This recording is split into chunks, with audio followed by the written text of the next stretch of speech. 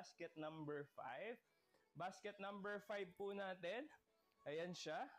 It's a mesh. Ayan, kung makikita nyo, malinaw siya, di ba? Kasi it's butas-butas. Ayan, butas-butas dito. 89 pesos lang to. Pwede nyo ng pandagat, pwede nyo ng pang swimming.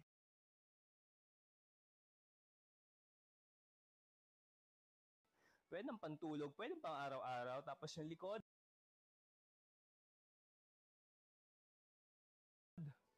here. And sa left side, ayan yung left side natin.